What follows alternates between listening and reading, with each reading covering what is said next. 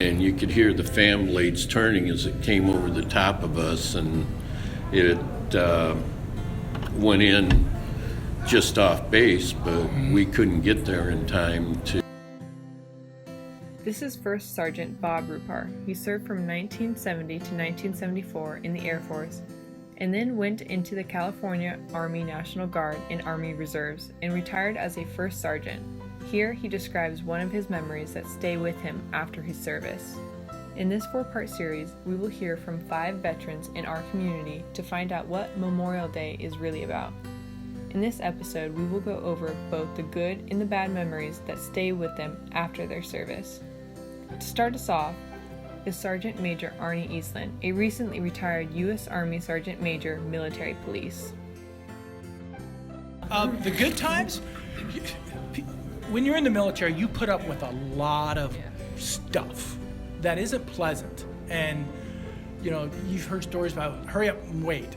Well, that's one of the things that we do in the military is we wait a long time to do things. And you're standing in a lot of lines and you're doing mundane things that have nothing to do with the job that you're trained for, but that's part of the military. But one of the things that most of my fond memories in the military are about all of the good times that I had with my fellow soldiers. Whether it is here, stateside, or whether it is in a war zone. But the times with those soldiers, because we are such a close-knit organization, and you become a lot closer when you're in harm's way. You've got folks from all walks of life, race, color, creed, origin, religion, you name it. We are all one big melding pot, and all of those things that separate us make us one whole organization, and that it doesn't matter. And the camaraderie and the brotherhood is probably the base of the best memories that I have working in the military, or being in the military. The bad time? June 6, 2006 was the worst day of my 20-year military career. And that's where, the true meaning of Memorial Day for me went from even being in the military, Memorial Day, you get the day off, you have a barbecue with your family, and it's good times, and you're supposed to remember those who lost their lives in battle, right? So on June 6, 2006, I was in Humvee in Iraq, and I was hit by a bomb, and I was the only survivor. So Memorial Day, for me, really hit close to home on that day, because, and it's not just that one day, but at least on Memorial Day now, it's really important for me to think about those folks that lost their lives that day. And for me, it's every day. For Memorial Day, Memorial Day is not about me. It's not about either one of these Bobs. It's not about Felipe, because we're all here, we're breathing, we're enjoying life. Memorial Day, for anybody that's in the military, that day is set aside for those individuals who lost their life for this great country. I think mine was the same thing. It's the camaraderie we had when we graduated basic training, we went to our school, and This is military police officer Robert Bailey. He served from 1969 to 1972 in the U.S. Army Military Police Corps. when we helped each other. The bad times is when you're the only one that comes home. I had an opportunity to fly personal security for 18th Arvin Division General, and we crashed. And I was wondering why it was only me that walked away without any injuries. So you know all about survivor's guilt then? Well, it's something you see. You go out with 3 or 4 guys and only 2 of you come back whole. Yeah. Because you're never the same when you don't come back whole. And it's just, yeah.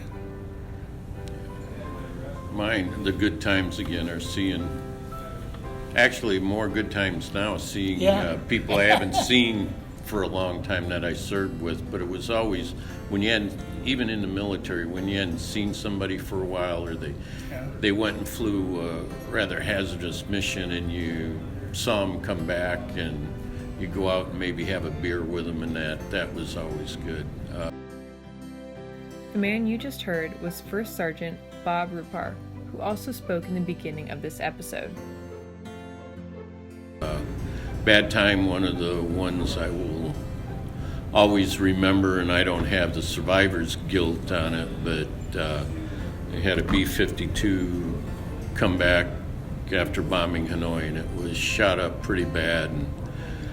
And, they were having problems landing, and they ended up having to go around to make another try. And as they